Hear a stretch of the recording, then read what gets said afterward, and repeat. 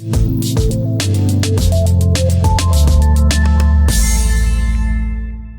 Pittsburgh Steelers tight end room is facing a quiet storm that may not seem urgent on the surface, but could prove costly if not addressed before the 2025 regular season kicks off. With new quarterback Aaron Rodgers under center, expectations are high in Pittsburgh. The offense is undergoing significant changes in hopes of returning to Super Bowl contention. But while wide receiver depth has received most of the offseason attention, particularly with the headline-grabbing trade for DK Metcalf, the tight end position now emerges as an area of quiet concern, especially after a string of unfortunate injuries and a shortage of reliable depth behind the starters. As it stands, Pat Freiermuth remains the undisputed starter. He's a known quantity, a solid and dependable presence who's shown chemistry with a variety of quarterbacks throughout his tenure in Pittsburgh. Darnell Washington, the physically gifted yet still raw tight end, projects as an intriguing second option. But beyond those two names, the drop-off in depth is sharp.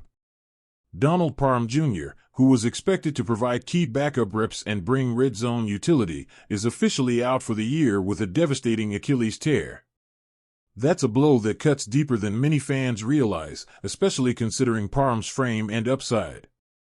To compound matters, undrafted rookie J.J. Galbraith is currently sidelined with an undisclosed injury. And while there's hope he may return later in the summer, there's no telling whether he'll even make the 53-man roster, let alone contribute meaningfully. That leaves only Connor Hayward as the de facto TE3, a player whose versatility and effort are admirable but who has yet to prove he can shoulder a significant tight end workload on a consistent basis.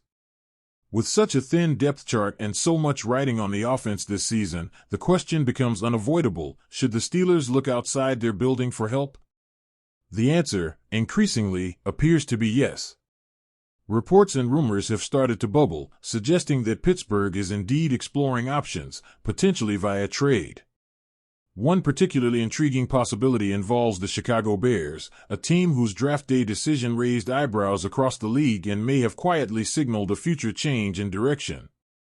The Bears used their 10th overall pick in the 2025 NFL Draft to select Colston Loveland, a dynamic tight end out of Michigan who many projected to be a game-changing weapon at the next level. Loveland's selection surprised some, not because of his talent, but because of the situation in Chicago. The Bears already have Cole Kmet, a fifth-year veteran who has been a reliable contributor since entering the league. Kmet has produced solid numbers, shown growth every season, and has been one of the few offensive constants during an era of quarterback turmoil and organizational reshuffling in Chicago. So why draft his replacement so early?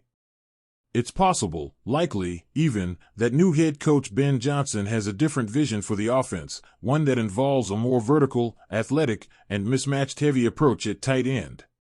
Loveland fits that mold. He's fast, fluid, and dangerous after the catch.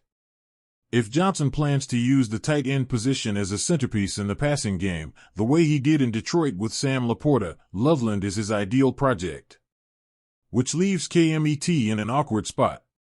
Does he remain as a veteran bridge to ease Loveland's transition into the league?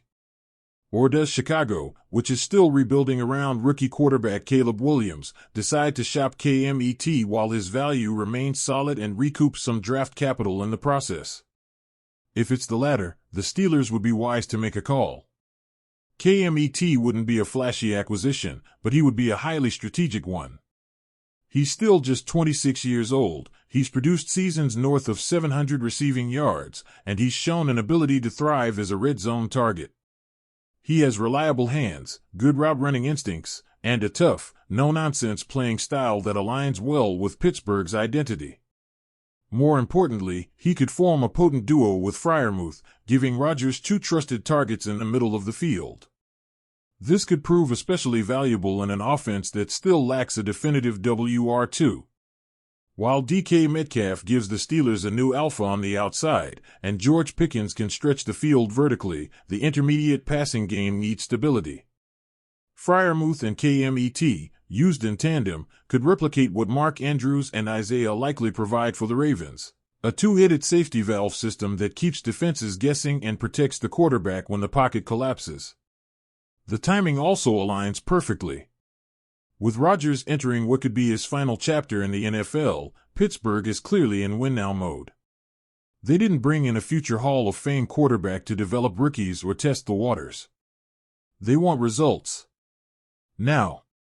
And in that context, adding a proven commodity like KMET, especially at a position of need, makes perfect sense.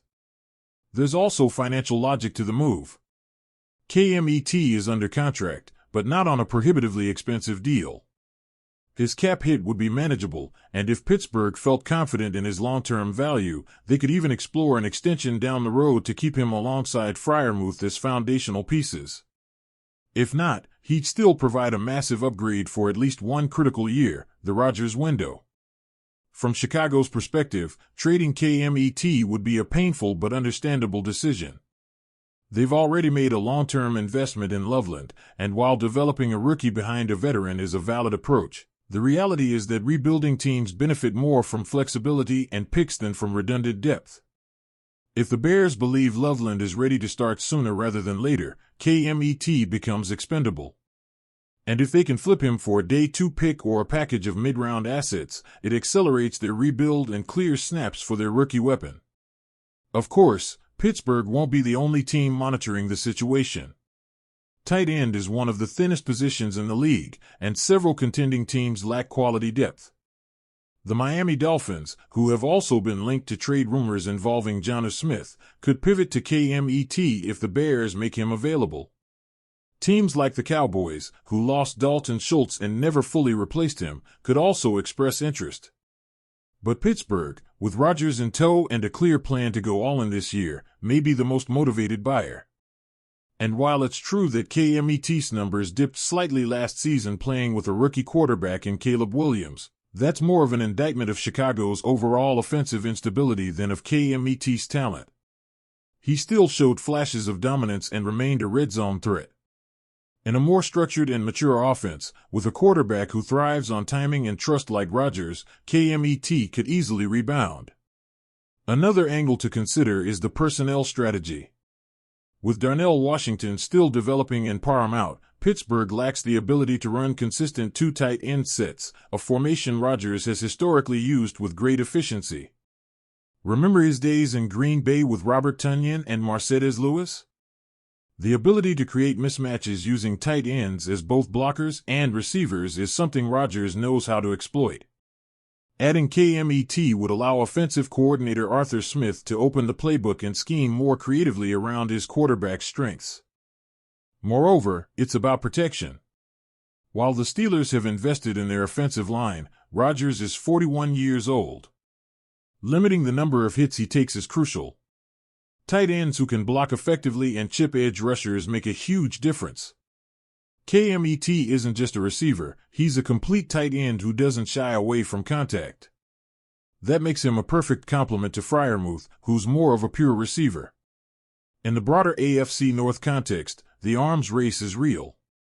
Baltimore has Lamar Jackson and a loaded offense. Cincinnati has Joe Burrow and one of the best receiver trios in the league. Even Cleveland has surrounded Deshaun Watson with weapons and depth. If the Steelers want to keep up, they can't rely solely on Rodgers' arm. They need versatility.